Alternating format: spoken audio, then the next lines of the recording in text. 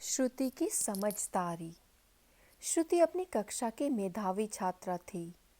वह हमेशा प्रथम श्रेणी में उत्तीर्ण होती थी। उसके पिता पुलिस विभाग में अधिकारी थे। सरकारी आवास न मिल पाने के कारण वे शहर के एक छोर पर किराए के मकान में रहते थे। पास ही में झुग्गी झोपड़ियां थीं, जहां गरीबी में रह रहे कुछ परिवार अपना जीवन यापन कर रहे थे।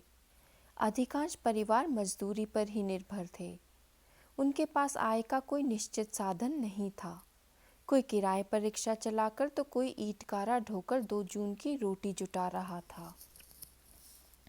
श्रुति रोज सुबह जब स्कूल की ड्रेस में तैयार होकर स्कूल जाती तो झुग्गी झोपड़ी में रह रहे बच्चे ललचाई नजरों से उसे देखा करते थे।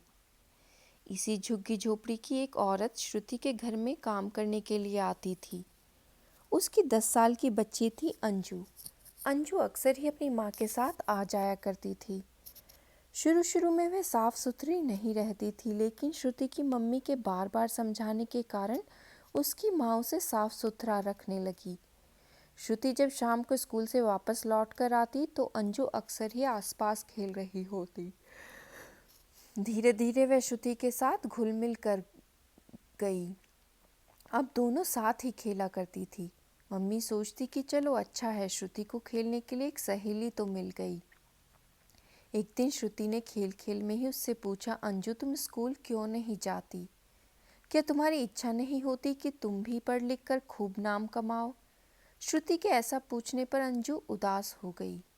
उसने उत्तर दिया, हमारे पास इतने पैसे ही नहीं हैं कि माँ बाप मुझे स्कूल भेज सकें। मैं ही क्यों? झुग्गी झोपड़ी का कोई भी बच्चा पढ़ने के लिए स्कूल नहीं जाता है। तो फिर बच्चे क्या करते हैं? श्रुति ने पूछा। काफ़ी छोटे बच्चे तो गली मोहल्ले में धमा चौकड़ी करते रहते हैं और जो कुछ बड़े बच्चे हैं उन्हें काम पर जाना पड़ता है। उसने आगे बताया, शहर में पटाखे बनाने का एक कारखाना है, वहीं पर अधिकतर बच्चे काम के लिए जाते हैं। कभी कभी विस्फोट हो जाने से बच्चे बुरी तरह से घायल भी हो जाते हैं। सोफिया और राजन ऐसी ही एक दुर्घटना में अपंग हो चुके हैं। श्रुति को यह जानकर काफ़ी दुख हुआ। पढ़ने की इस उम्र में बच्चों को काम पर जाना पड़ता है और वह भी ऐसे जोखिम भरे काम के लिए। उसे मालूम था कि सरकार ने बाल मजदूरी पर प्रतिबंध लगा रखा है तथा बच्चों की पढ़ाई के लिए मुफ्त व्यवस्था भी कर रखी है। अतः उसने निश्चय किया कि वह इन बच्चों के लिए कुछ करेगी। शाम को पापा के घर आने पर वह उनके पास गई। पापा ने खूब प्यार करते हुए उससे पूछा, क्यों श्रुति बिटिया, क्या कोई विशेष बात है? हाँ पापा जी, आप मेरे लिए काम करेंगे? क्यों नहीं, मैं अपनी प्यारी बिटिया के लिए कुछ भी कर सकता हूँ, पापा ने कहा। श्रुति आगे बोली, पापा जी, पास में वह जो झुग्गी झोपड़ी है उसके अधिकांश बच्चे पटाखे बनाने की फैक्ट्री में काम करते हैं। चूँकि बच्चों को मजदूरी काफ़ी कम देनी पड़ती है, इसलिए फैक्ट्री का मालिक केवल बच्चों को ही काम पर रखता है। लेकिन बच्चों से काम लेना तो अपराध है, पापा ने कहा। हाँ पापा जी, मैं भी तो यही कहना चाहती हूँ।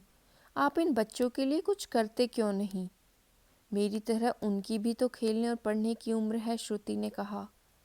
पापा को अपनी बेटी की समझ पर गर्व हो आया।